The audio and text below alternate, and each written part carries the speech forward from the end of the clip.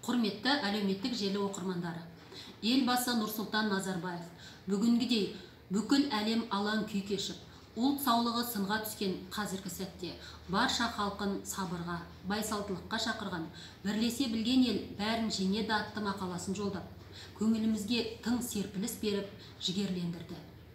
Кез келген қиындық адамды тығырықтан шығуға, өзгеше ойлауға, қалыптасқан жұмыс тәсілдерін жетілдіруге бастайды. Ал бұл ғылым мен технологияны дамытуға, сергек өмір салтын қалыптастыруға алып келеді деп елбасы атап өткендей, қазіргі заманғы ақпараттық технологияларды өз қызметінде пайдалану арқылы іле аудандық, ауылдық кітапханашылар оқырмандарынан қол үзбей қашықтықта жұмыс істеп отыр. Әлеуметтік желілер арқылы онлайн кездесу, сұхбат, оқулар, лекциялар өткізіп, виртуалды кітап көрмелері, видео шолу, видео слайд жасалынып, электронды кітаптар оқырмандарға ұсынылуда. Бүгін өздеріңізбен бірге Алтын Орданың құрылғанына 750 жыл толуына орай Қазақстан Республикасы ағарту ісінің үздігі Ыбырай Алтынсарин төсбелгісінің иегері, ақын, ұстаз, Қазақстан Жазушылар одағының мүшесі Медеуова Биғайша Бесір қызының қатысуымен Алтын Орда ұлысының тарихы атты тарихи видео сабақты назарларыңызға ұсынамыз. Біз сіздермен біргеміз. Алтын Орда кім? Алтын Орда Шыңғысхан империясының құрамында пайда болған түркі империясы. Хандық, патшалық, империя деген құрылымдардың үлкен өзгешелігі бар. Міне империя дегеніміз көптеген ірі мемлекеттерді өзіне бағындыратын жүйе. Міне сол Алтын Ордамыз империя деңгейіндегі біздің топырағымызда құрылған үлкен құрылым. 1243 жылдан 1503 жылға дейін өмір сүрген ұлы мемлекет Алтын Орда экономикалық және әскери күш қуаты толысып, мәдениет өркендеген кезеңде, яғни 13 ғасыр мен 14 ғасырлардың арасында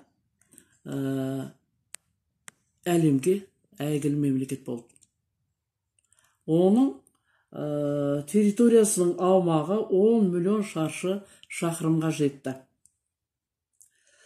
Жошыл Бату хан осы Алтын Орданың негізін қалаған. Бахадүр Алтын Орданың құрамына Ресейдің Европалық өңірі, Балтық теңізінің шығысындағы өлкелер, Польша, Мажарстан, Бұлғария, Кавказ, Хорезм, шығыс және батыс Дешті Қыпшақ, Мәскеу, Киев, Краков, Бреслау, Будапешт, орталық Европа елдері, Австрия, Чехия, Словакия кірді. Бату ханның тұсында әйгілі империяның астанасы Еділ жағасындағы Сарай Бату қаласы болды. Кейін бұл Сарай Берке деп аталды. Археологиялық қазбалардың нәтижесінде қазір ашық музейге айналдырылуда.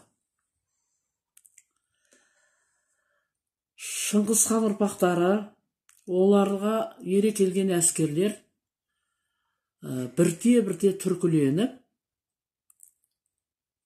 қыпшақ тілінде сөйлей бастады. Біздің территориямыздағы халықтардың әдет ғұрпына бойұсынып, бірнеше ұлыстар құрды. Яғни Шыңғысханның 4 баласының 4 ұлысы тарихта белгілі.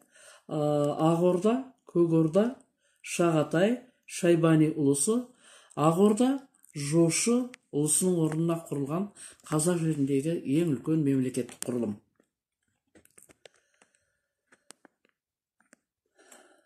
Енді Алтын Орданың гүлденген дәуірі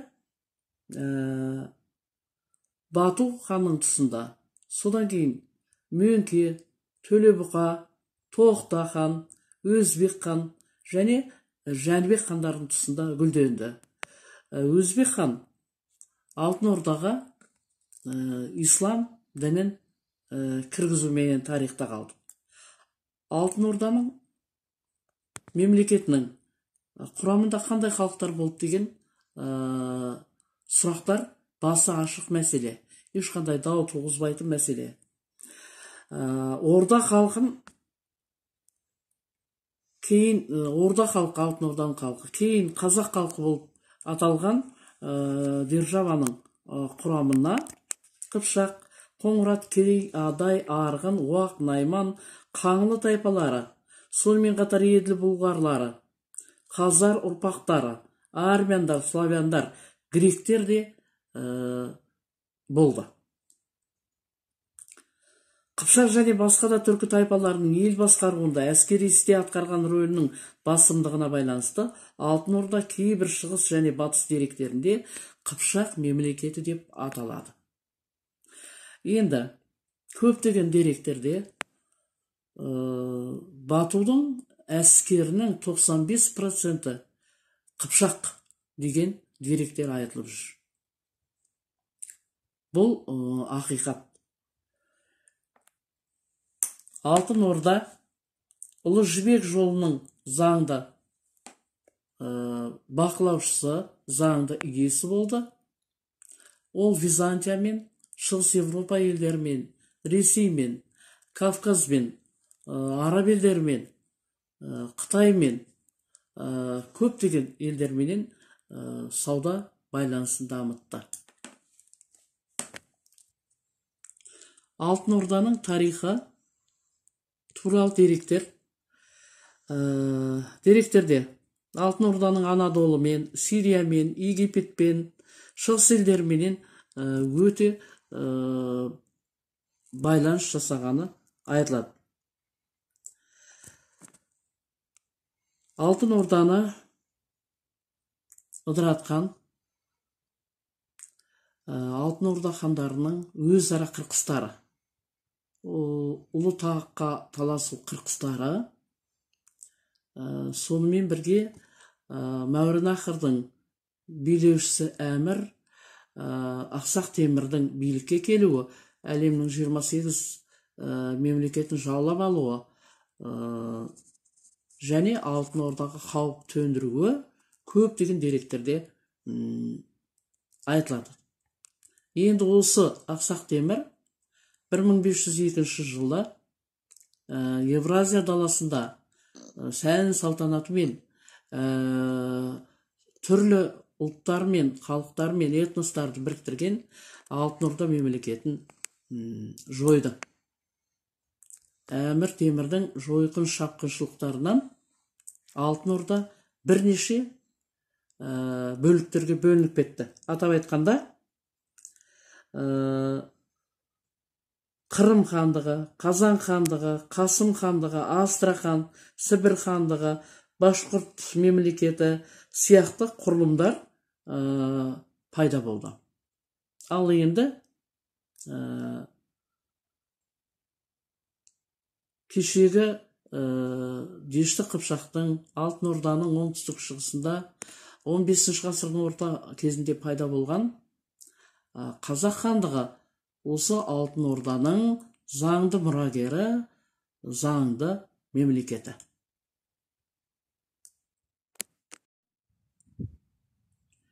Енді соңғы кездері қазақ интеллигенциясының, қазақ халқының, зиялыларының көңіл аударған Тұрсын Жұртбаевтың Кекті бесік деген үлкен мақаласы Егемен Қазақстанның 2 бірдей нөмірде жарияланды. Осыдан 4-5 жыл бұрын. Енді осы мақалада көптеген деректер берілген. Мен сіздерге құлақтарыңызға, алтыныстарға деп осы Тұрсын Жұртбаевтың Кекті бесік мақаласын оқуды ұсынамын. Оның жалпы мәні сюжетіне Алтын Орда мемлекетінің өрлеуіне қазақ ұлыстарының, қазақ халқының тікелей әсері болды деп ол мойындалып жатыр. Ал енді Шыңғыс хан империясын жоқ еткен, құлатқан осы Шыңғыс ханның әйелдерінің, өзінің мұрагерлерінің әйелдері көпшілігі қазақ қыздары болғандығы туралы айтылады Кекті бесікте. Міне сонда қазақ халқына жалаушы ретінде Шыңғыс ханның ұрпақтарының, Үгедейдің, Шағатайдың, Жошыдан басқа көптеген тұлғаларының тізе батыруы, қан қасапқа айналдыруы, қазақ ханшаларының намысын оятып, тікелей өзінің ұлдарын кек алуға тәрбиелегені. Алтын Ордаға қызмет етпей қайткен күнде де, Шыңғыс империясына қызмет етпей қайткен күнде де жеке құрылым болып қалуды насихаттауынан Алтын Орда дәуірледі, Шыңғыс империясы құлады деп айтуға болады. Кекті бесік деген мақаланы оқуға сіздерге кеңес етемін. Одан кейін тағы да бір қазақ зиялыларының, тіпті Шыңғыс ханның, мына Шыңғыс хан деген кинода да анау қасында ақыл кеңес беріп жүрген ұзын сақал Тибет ламасына сұрақ қояды. Немесе Бөрте ханшаның күтушісі әжейге сұрақ қояды: осы менің, жошы менің балам ба деп. Бұл ақтаңдақ деп айтамыз біз. Бірақ болашақ бұның барлығын орнына қояды. Жошы Баһадүр Керейттің, Меркіттің, әлде Керейттің Шилегу, Шилегер батырлардың ұрпақтары деген дерек бар, болжам бар. Міне соны жақсы білген қазақ билері, қазақ ақсақалдары Жошы Баһадүрдің барлық ұрпақтарын қазақ тағына отырғызып отырған. Қазақ хандығының бірінші билеушісі Керейден бастап кешегі Кенесарыға дейін осы Жошы Баһадүрдің ұрпақтары. Біз қаперімізге осы мәселені ала жүргеніміз дұрыс.